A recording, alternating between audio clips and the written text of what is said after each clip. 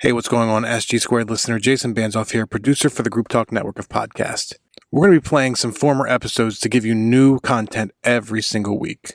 Some of these may be from the past couple of years, but they are still relevant today. You may hear something about COVID or some other things that may have gone at that time, so don't be worried. We did not go back in time. However, these are going to be great episodes for you to listen to, so make sure you tune in to SG Squared every single week.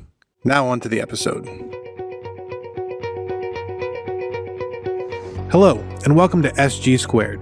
Steve Gladen, Global Small Groups Pastor at Saddleback Church, pulls from his 20-plus years of small group ministry experience to encourage and equip listeners to lead more effective small group ministry.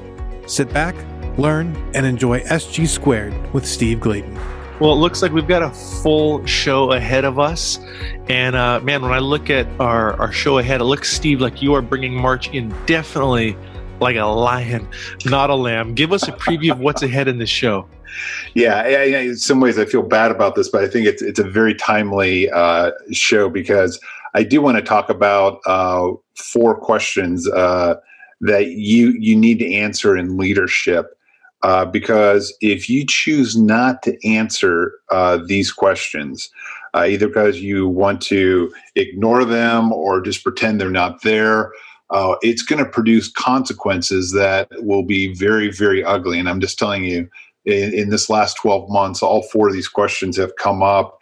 And whether you are fight or flight, if you do those, either one, however you're wired, if you do them in haste, there's dangerous consequences that will impact your leadership. So let me just real quick, I'm going to give you the questions and then the answers, or the questions and then the consequences, and we'll dive into the answers there. But first one we're going to be handling right out the gate is how do you handle unclear or wrong communication? And the consequence behind this one is it produces upset and confused people. And we're going to tell you how to get through that one.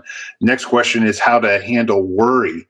And that may seem a little passive, like, oh, what do I have to deal with that? But the consequence is it's going to paralyze risk takers in your ministry. The third question is how do you figure out who's after you? Again, can seem like a very innocent question, but the consequence here is you can extinguish your legacy if you're not careful. And then the last question we're going to talk about with the consequences, how do you handle a moral failure, or really any failure that's in your ministry?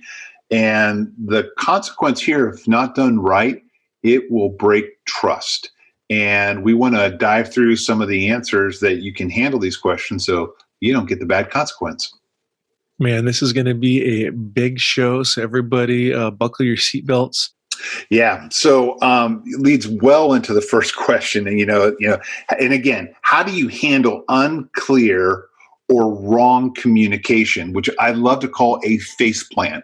I don't know if you've ever tripped and done a face plant before. It is embarrassing. It is painful. It's got consequences. Oh yeah. And at my age, you could throw out your back pretty easy.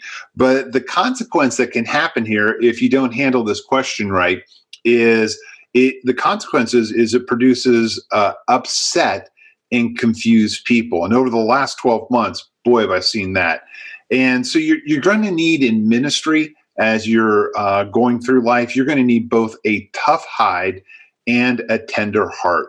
And the issue is in this crisis is you have to handle 2 opposite pieces that are critical whenever there is a crisis. It is speed and thoroughness.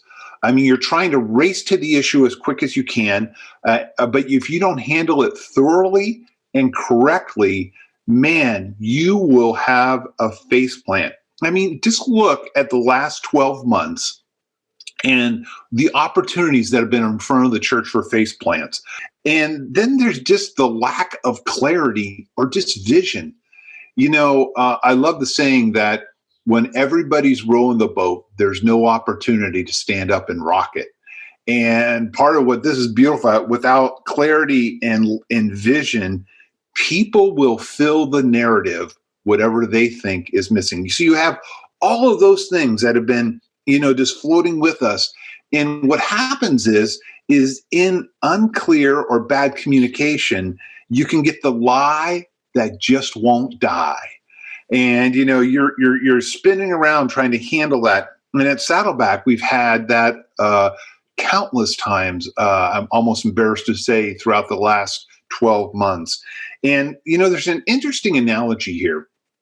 If you ever go to gas up your car or put in petrol, or, however, when you're listening to this episode, you fill up your vehicle, there's usually a sign there that says no smoking. And it's not so much for the people who smoke, because they know not to do it around gas pump. It's, for those of us that, maybe first timers. But the reason why that is there is for a volatile explosion to happen, you need three things. You need fuel, you need containment, and you need a spark to get explosion.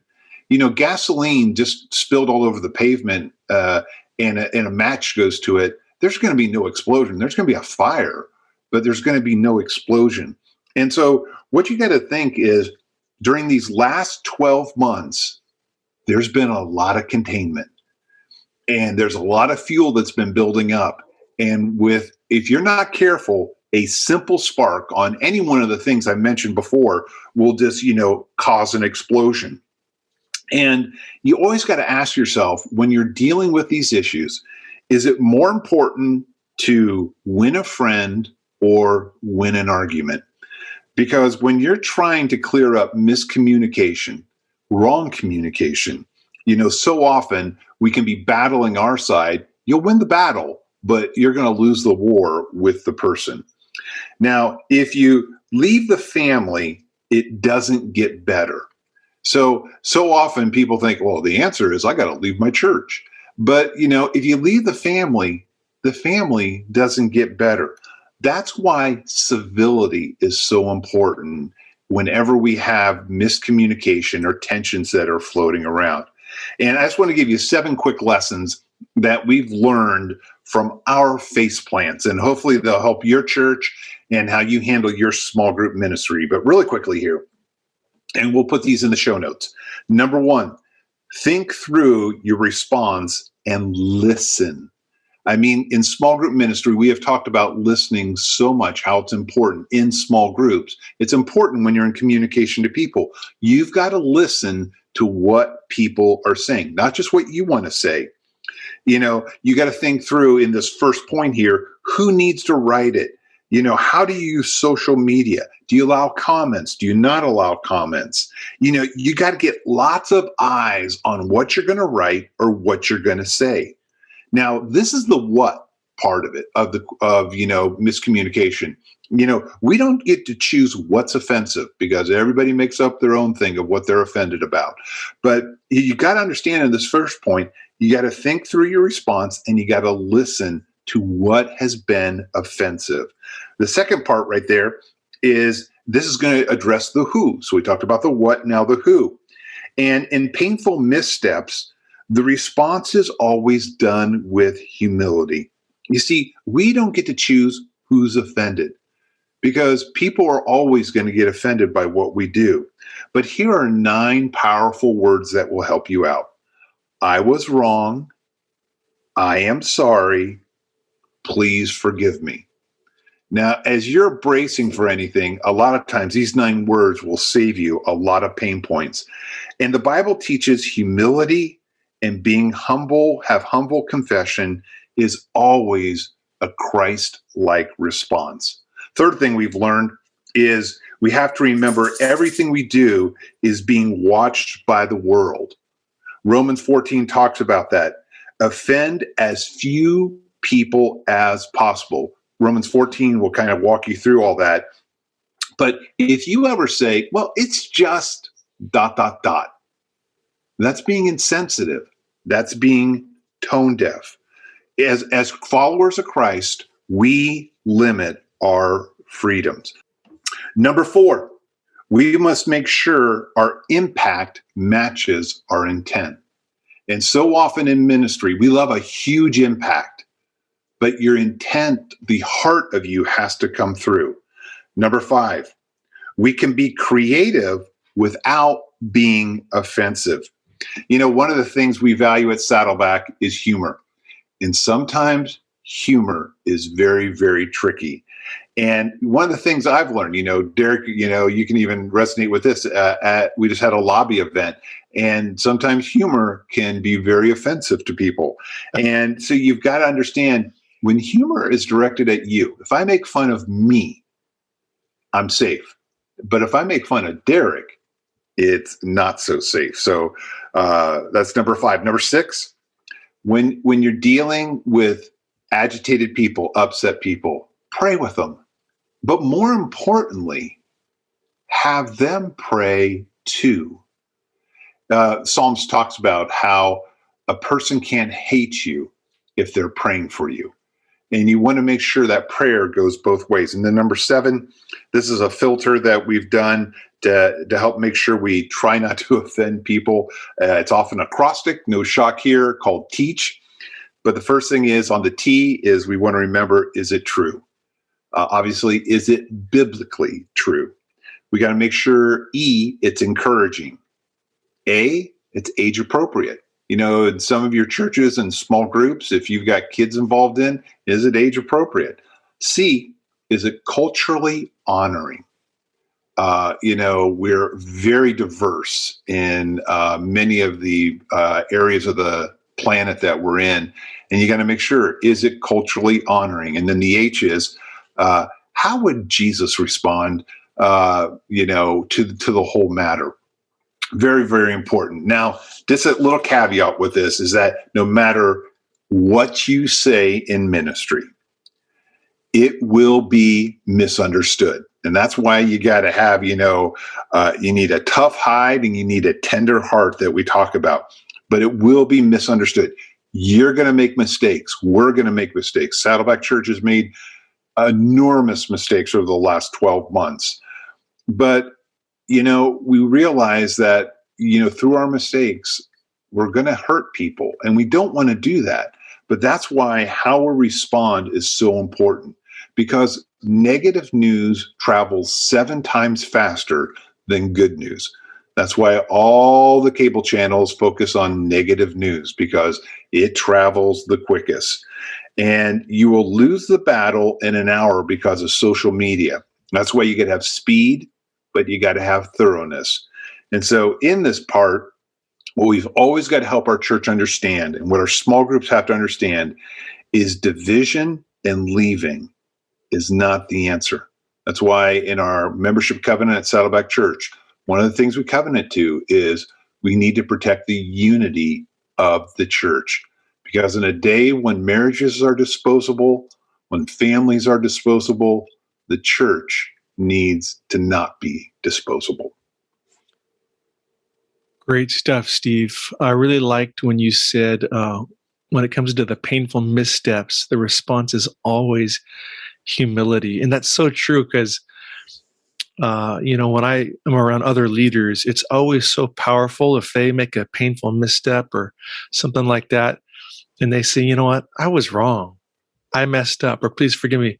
It's amazing, the grace you really do feel for that leader. And as opposed to if people refuse to admit, their pain, or their wrongness. So I want to address a question and a consequence that you're going to need answers to in this. And it kind of can seem very innocent, but the question is, how do you handle worry? And, I'll tell you, throughout my ministry, some of the things that I have missed out on, it's because I worried either about what people thought of me. I worried about I didn't have enough resources. I didn't have, the right things in place. It's always those pieces. I always go back to Ecclesiastes 11:4, and it says, if you wait for perfect conditions, you'll never get anything done. And it's in the Living Bible. I like that particular translation, because the consequence of not knowing how to handle worry is it paralyzes risk-taking. And I won't go deep into this, but in Matthew chapter 8, verses 23 to 27 is a familiar passage of Jesus being in the boat with the disciples, and, some events happen. But again, I want to give you 4 things that worry can play on us and how you've got to help dispel worry in your small group ministry so risk taking can happen. The first thing is, as you see in this biblical story, is that there were unexpected problems. The wind came up suddenly. I mean, it's a reality in that part of the Sea of Galilee that, wind storms, they come up very, very quickly. But the transferable principle in this story is that we are always going to have unexpected problems. The last 12 months have been an exclamation point on unexpected problems. How you handle those unexpected problems, how you have contingencies in place, how you can pivot, how you can, work with what you have, that will determine how you're fostering risk takers inside your small group ministry. The second thing we learned from the story is overwhelming circumstances.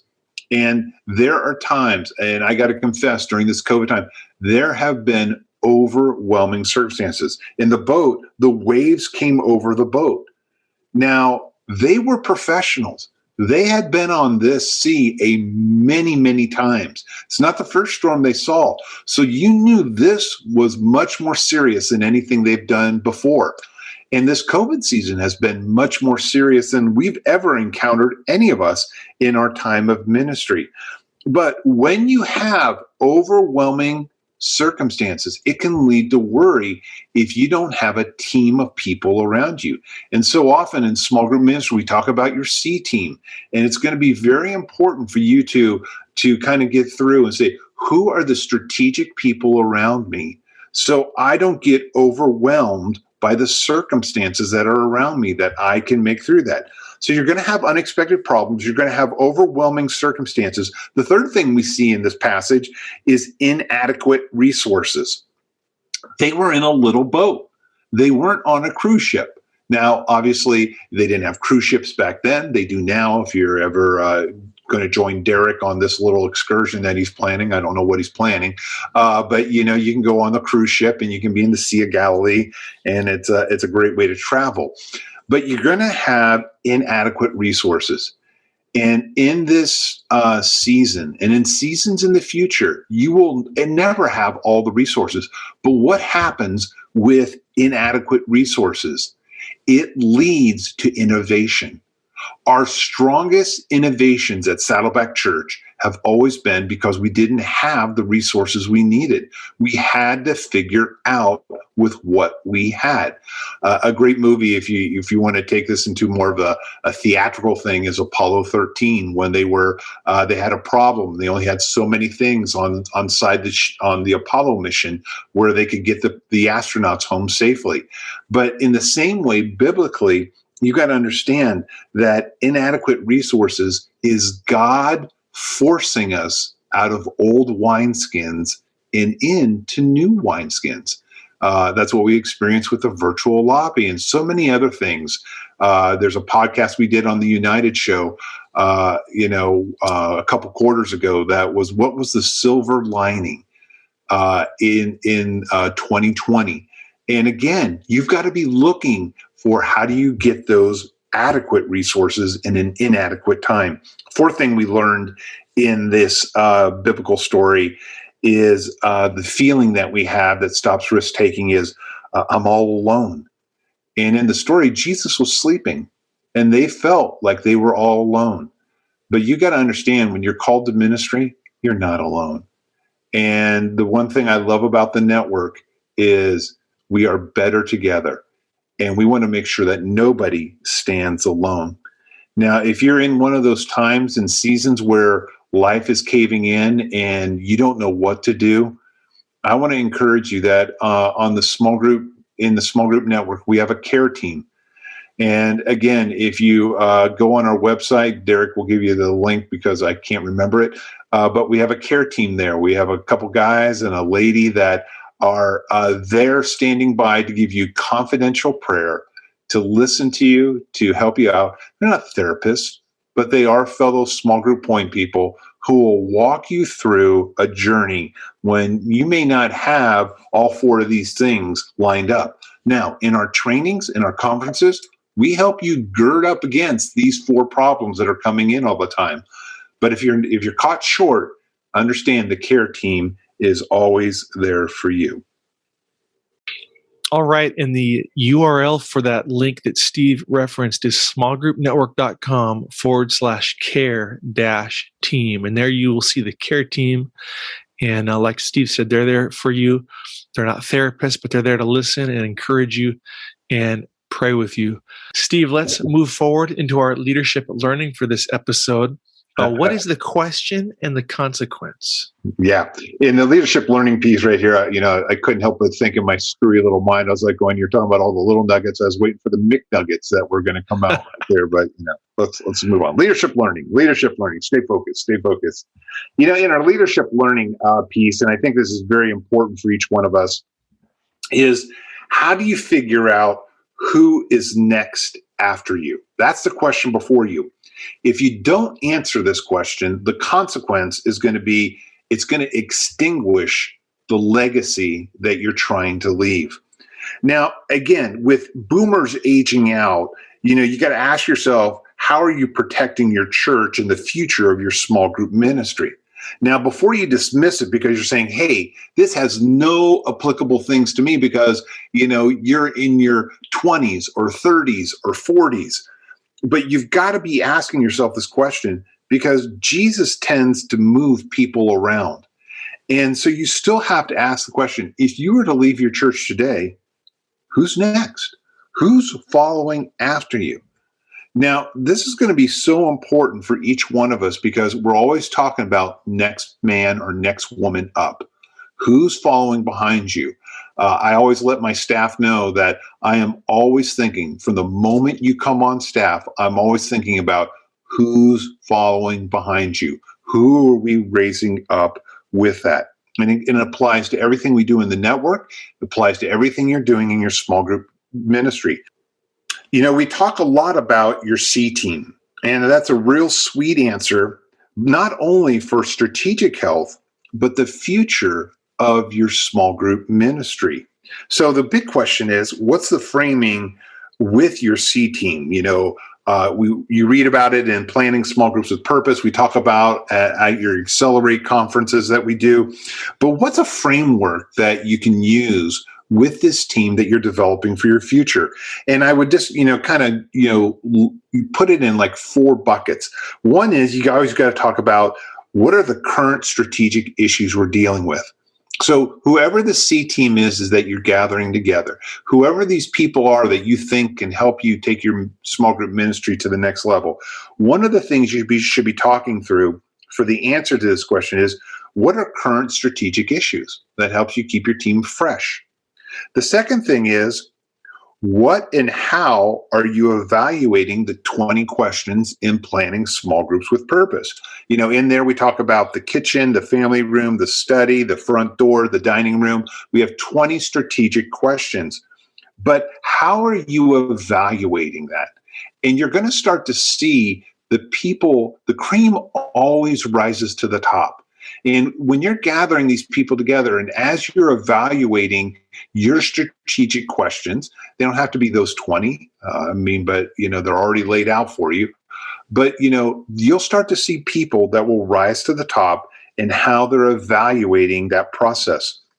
The third thing is what leadership issues, and these are all levels, whether they're in your small groups, in your community leaders, with your pastors, but what leadership issues are you having? And this is the troubleshooting. So you're going to see people understand, okay, how good are they at troubleshooting? And then the fourth one is what questions do you have or stuck points that need resolving? When you're going through these 4 questions with your C team, you're going to start to figure out who's that relevant next person that needs to be arising in your small group ministry. Now, you can do this with your C team each month, and you can raise future leaders, and you'll have future leaders after you.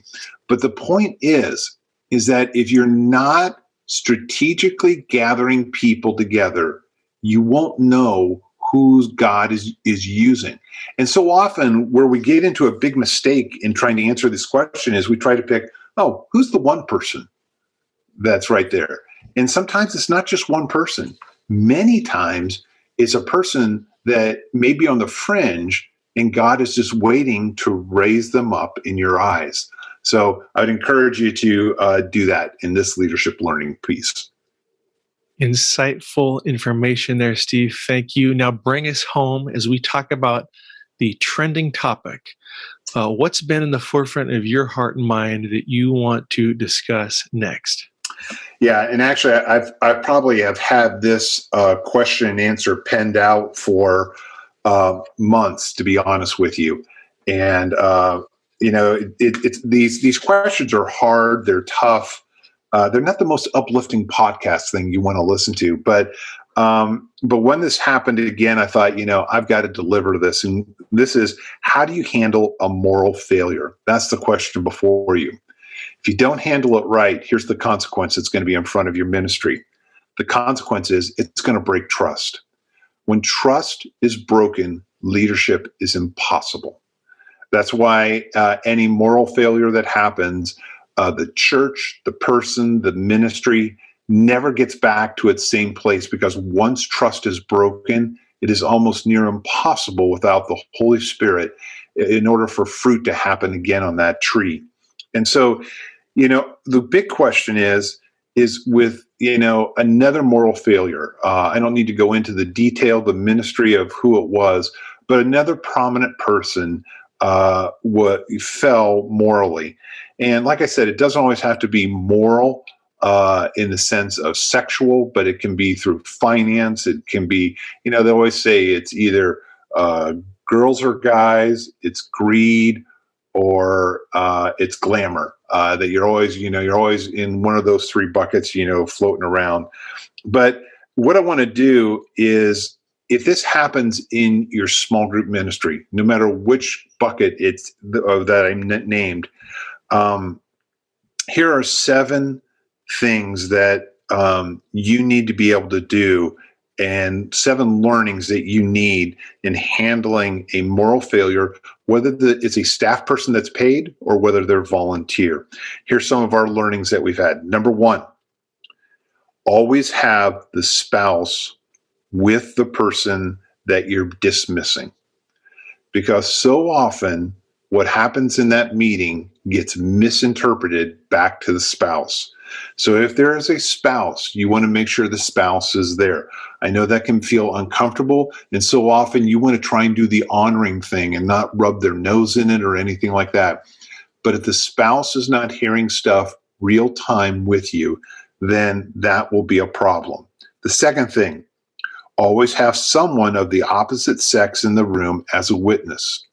So if you are if it's me as a guy and I am dealing with this person, I want to make sure I have another female there that is, being there to represent and give good listening ears to that. But you want to have someone of the opposite sex in the room as a witness that can help serve you and help you. God designed men and women very different, and someone with the opposite skill sets can help you out. Plus, it won't feel like people are ganging up on other people that are being talked about or dealt with. The third thing is, always tell 100%, even if the details are embarrassing details. And I know this is an uncomfortable part, but so often when you don't give all of the details, it will come back to bite you. I know it's uncomfortable. We always want to lead with grace. We don't want to humiliate people. But part of it is, if there's not a clear understanding, then it can come back and it can hurt you. Number 4, swallow your anger. Love always wins is more important than what they think of you. Your job is to protect the church, but at the same time, you got to swallow your anger. James 1:20. Derek, can you read this for us? Because I think it's a powerful scripture. James 1:20 and 1:21, and then I'll bring some commentary on it. Yeah, here it is. Human anger does not produce the righteousness God desires. So get rid of all the filth and evil in your lives and humbly accept the word God has planted in your hearts, for it has the power to save your souls. Yeah, and there's a lot of implications on that scripture, but the thing I'm saying, anger can sometimes just destroy everything you're trying to work with in that person. And I know the closer that person is to you, the more disappointment you have, the more anger you may have. Whether they're embezzling from the church, whether it's a moral failure, whether they have done something that just was silly. Sometimes you can be anger, but again, anger is not what's going to bring resolution to this. So you got to swallow your anger is one of the things we've learned. Number 5, listen for pain and hurt, both in the person and the spouse, if there's a spouse. Listen for that pain and hurt, because what you're called to do is also restore them and help them out. And so be listening for that so that you can help them, which leads to the 6th thing is have steps for healing. A clear path for reconciliation to happen and for restoration to happen to that person. It may not be in your church, but their call isn't void because they made a mistake. If their call was void because they made a mistake, guaranteed that every one of us wouldn't be doing ministry. But, have a process and a pathway for that to be resolved. You want to work on that now before you're dealing with it, because it's not something you got to think it through. And then number 7, have everybody in the meeting pray. We talked about that earlier in the show, but you want to make sure that you have a time of prayer so that God can bring the rest, the unity, the love, and just everything you want to have happen when there's been a misstep in ministry. And of course, I pray that none of these questions would wash up on your shore, but I can guarantee you all 4 of these questions will wash up on your shore at some point in time in your ministry. Thank you for listening to Steve Gladen on Small Groups. If you like what you've heard, make sure you subscribe to Apple Podcasts, Spotify, or wherever you get your favorite podcasts. If you want to learn more, make sure you check out smallgroupnetwork.com for more resources.